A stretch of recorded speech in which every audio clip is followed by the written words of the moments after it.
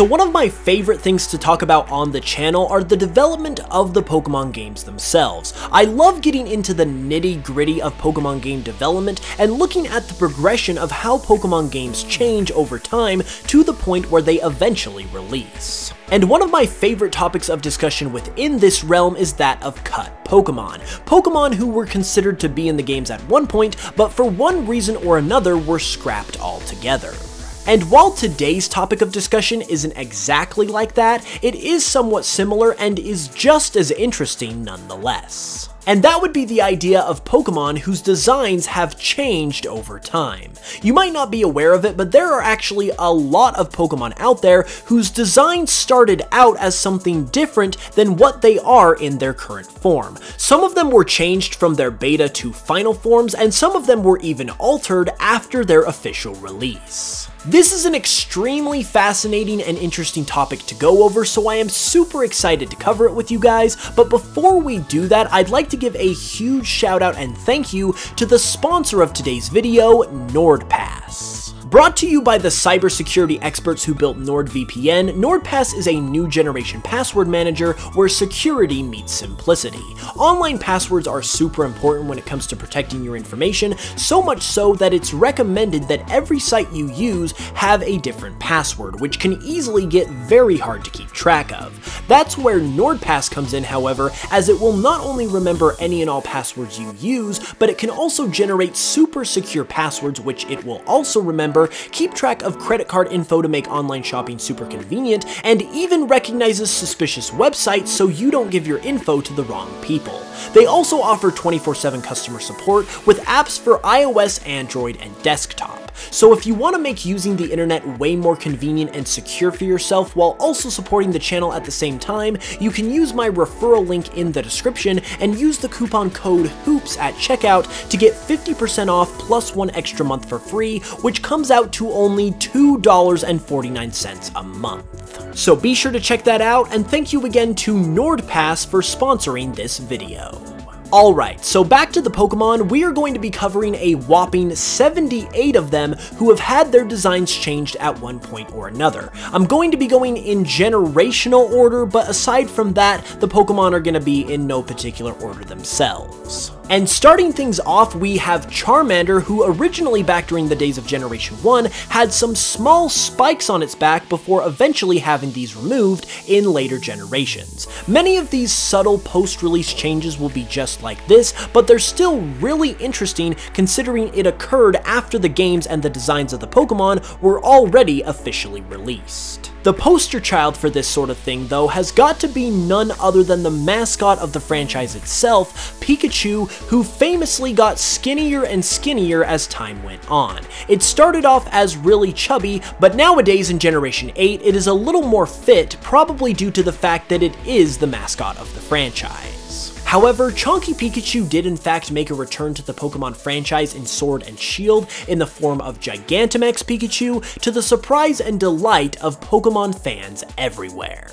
Next up is Lapras, and as one of the very first Pokemon ever made, Lapras went through a number of different changes. Here it is seen in a very early stage where it lacks the head curls or ear curls, if you will, on the top of its head, but then later on in its official release design, it actually had some fangs to it that it does not have in its current form. So very interesting to see one of the most iconic Pokemon ever go through so many iterations. Moving on though, we have Vaporeon, and the change that was made to Vaporeon has to do with the fins that it originally had on the backs of its legs that it no longer does in its current design. Mew, in its original sprite work, is much more fetusy, for a lack of a better term, than it is in its current design. This could have been intentional due to the fact that Mew is the ancestor of all Pokemon, and thankfully they did update its design because in this form, it kinda looks a little bit creepy. Another fun one from Kanto is Poliwhirl, because originally in the days of Gen 1, Poliwhirl actually had fingers, whereas currently it does not have any fingers whatsoever aside from its thumbs. And speaking of fingers, another Pokemon who had its fingers altered from Gen 1 to now is Mr. Mime, because originally Mr. Mime had 4 fingers, whereas currently it actually has 5.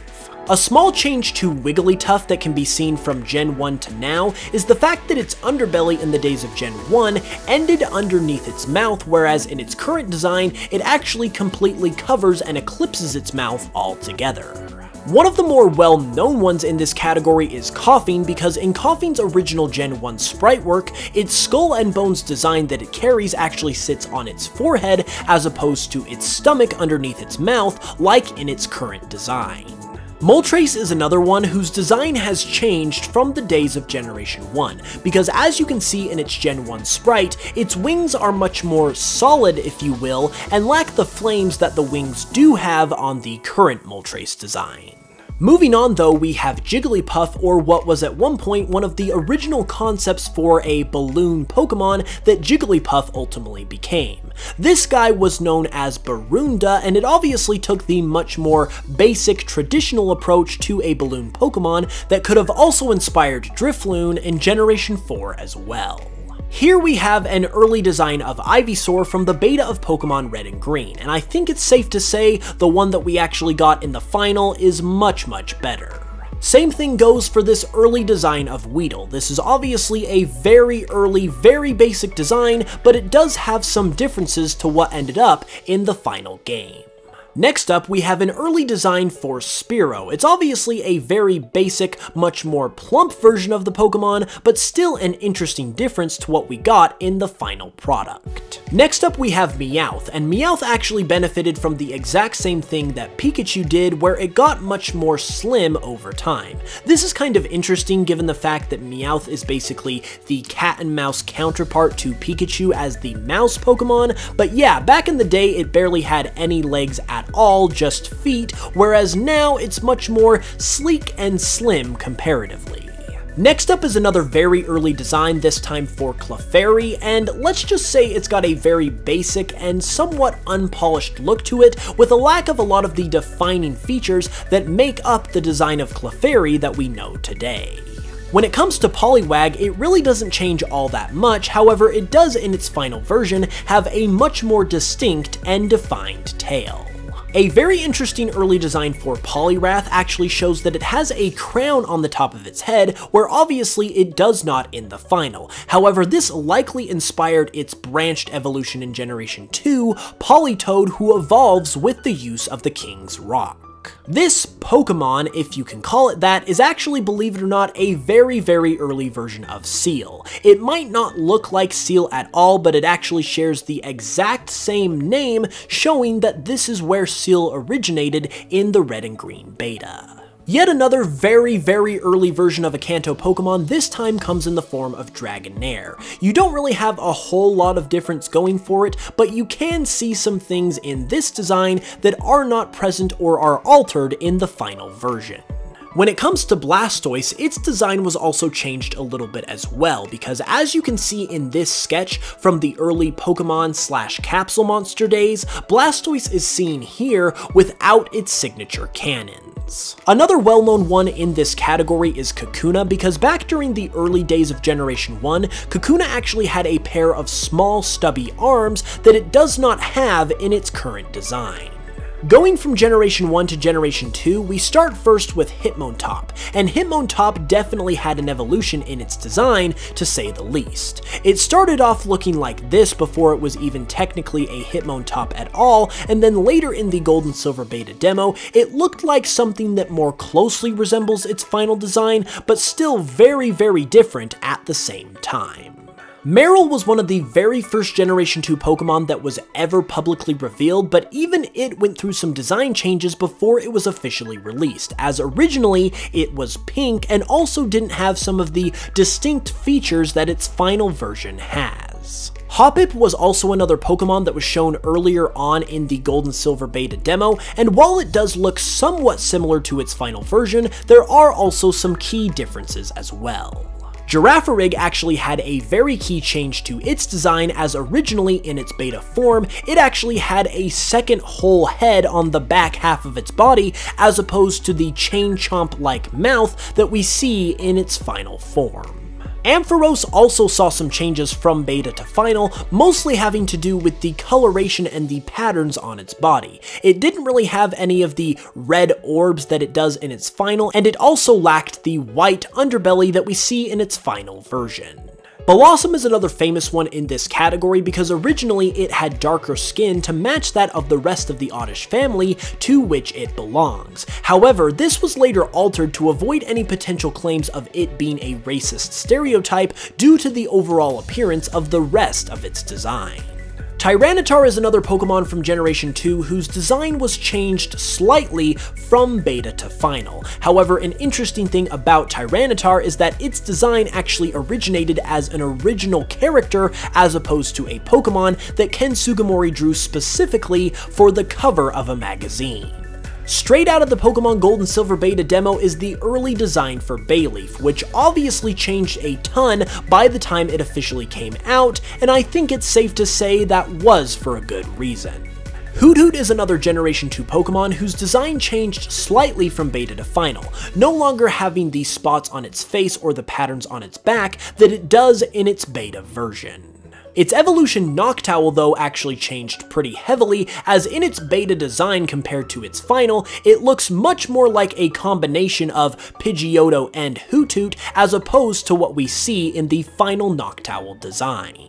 Mantine also changed slightly as well, having more of a tail in its final version, as well as having some different markings on its back.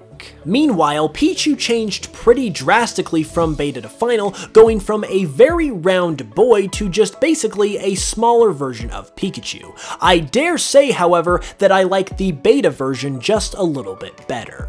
There were actually a bunch of baby Pokemon who saw changes from beta to final in Generation 2, and another one of those is Cleffa. Cleffa's final design is basically a more basic, less polished version of the final, but still interesting nonetheless. The same thing goes for the beta version of Igglybuff's design as well. Overall, just a more basic, less polished version of its final counterpart. Quagsire changed very slightly from its beta design to final, but if you compare it with the final version, there are some differences that you can tell when you compare the two side by side. Ariados changed pretty significantly from its beta to final, going from a more traditional spider-like Pokemon that looks like just a bigger version of Spinarak to a more original design that it can call its own. Phanpy's design was also pretty close to its final version, but once again, as with other Pokemon on this list, just lacked some of the polish that the final version of its design has. Politoed in its beta form actually looked much more like that of a traditional frog or toad than it does in its final version. In my opinion, its final version looks much more Pokemon-like and is overall a much more well-designed character. Much like Ariados, the original version of Ladyann was basically a bigger version of its pre-evolution Ladybug. In the final version, it got a much more original design and changed pretty significantly from its beta counterpart. Remoraide's design was pretty similar from beta to final, as you can see here. However, as you can also see, its body underwent some pretty key changes upon the completion of its final design. The same can be said for its evolution Octillery as well. While pretty similar to the final version, its beta form is where you can see its tank inspirations much more clearly. Tyrogue changed pretty significantly from its beta to final version, going from a bear-like creature to the more humanoid form that we see in the final games. Skiploom has a very similar change to what its pre-evolution Hoppip also had, where it's pretty similar to the final, but there are some key differences as well. And the same thing also goes for its final evolution, Jumpluff. Smoochum actually underwent a much needed change from its beta to final version, as its beta is basically just a mini version of Jynx, whereas its final version is much more original. The opposite could arguably be said though for Elekid, as its original beta design is not only a lot different compared to the final, but it in and of itself is also really unique and also really cute as well. Beta Magby is a lot like Beta Jynx in that it's basically just a mini version of its evolution. However, it does obviously change from its beta to its final design. However, I feel like I like the beta version of Magby just a little bit more. Meanwhile, Delibird's design only changed a little bit from beta to final, basically making it a little less obvious that the Pokemon is inspired by Santa Claus. And pretty much the exact same thing goes for Murkrow as well, where it's only a slight change, but most likely due to the fact that they wanted to make its inspirations just a little more subtle. When it comes to Blissey though, from its beta design to its final design, it basically just got a whole lot better looking, and that's all I'm gonna say about that.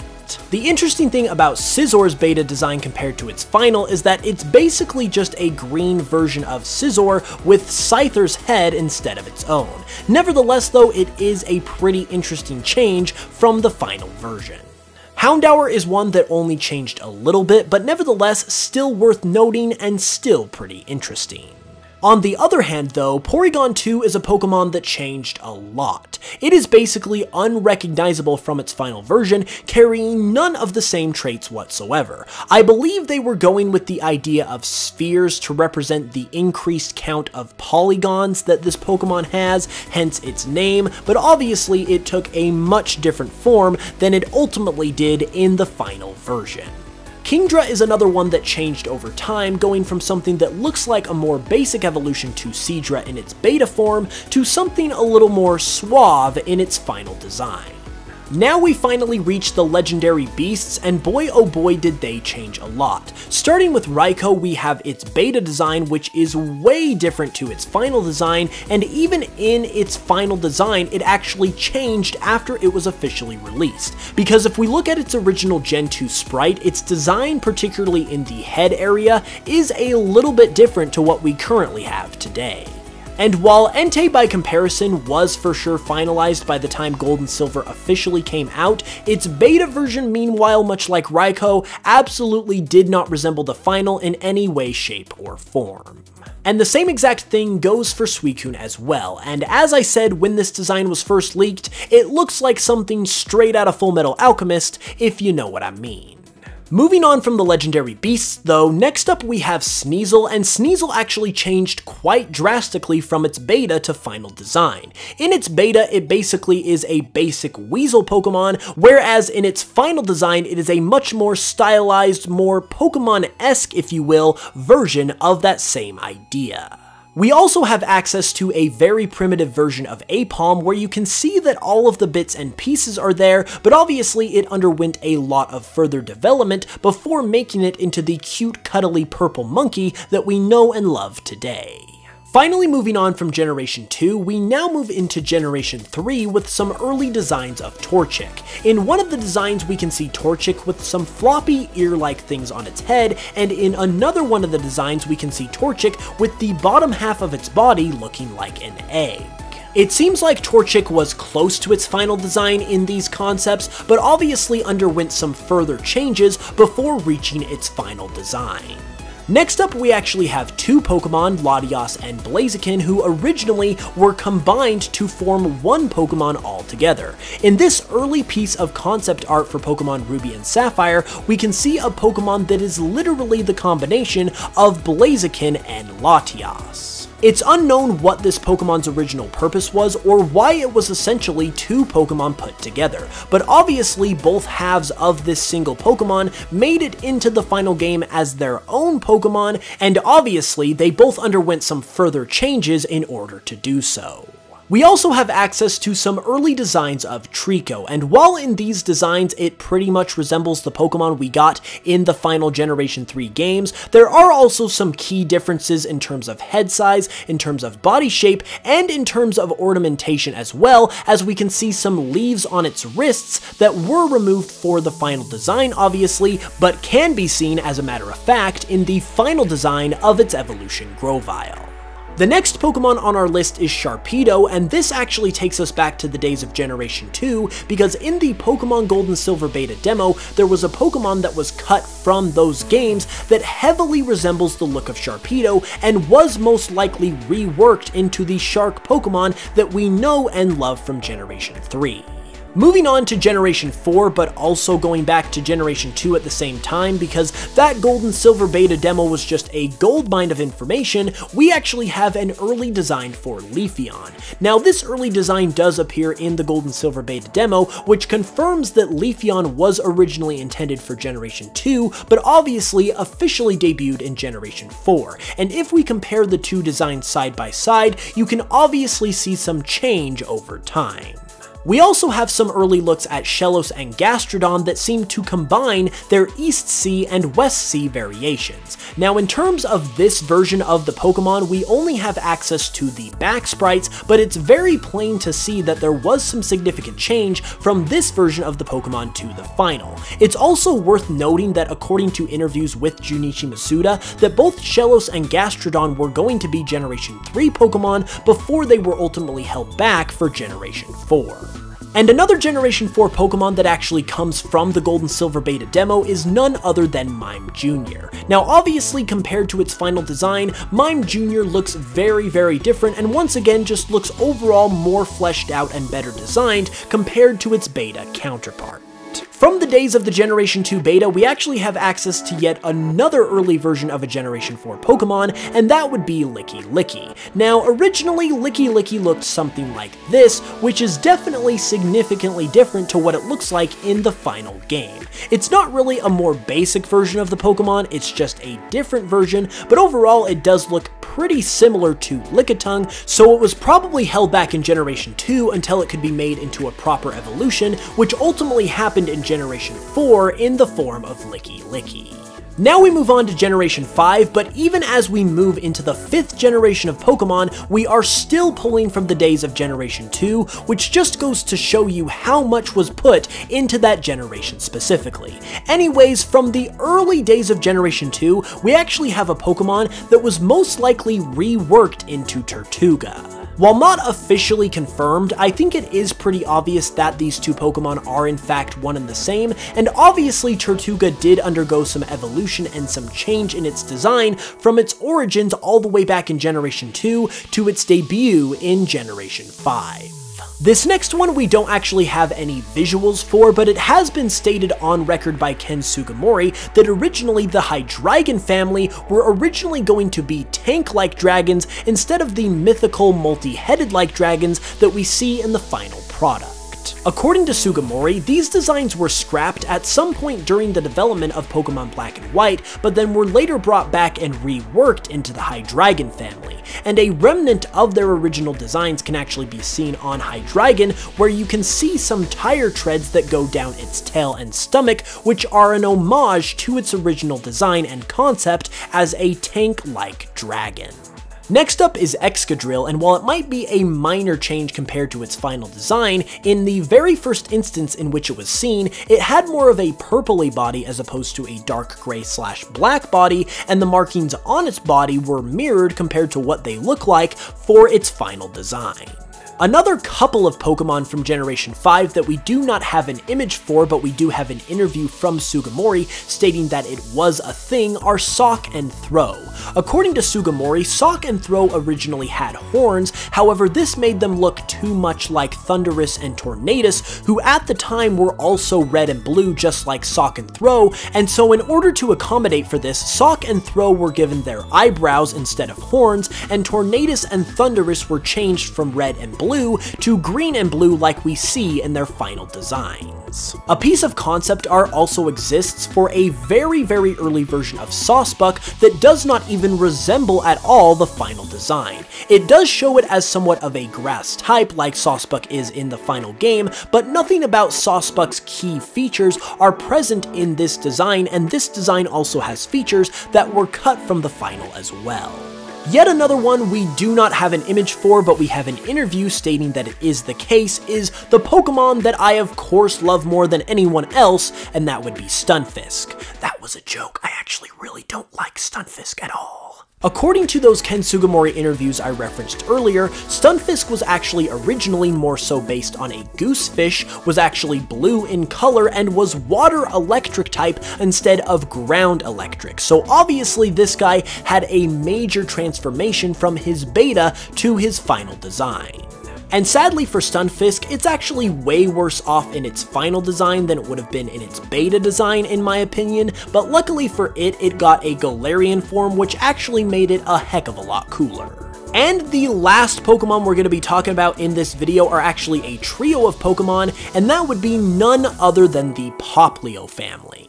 While not officially confirmed, it is at least decently likely that the Popplio family owe their origins to none other than the Gold and Silver beta demo, as in the Gold and Silver beta demo, the water starter for those games and the entire line at that resembled the Popplio line close enough to where it is possible that these guys inspired what we ultimately got for the water starter in the Generation 7 game.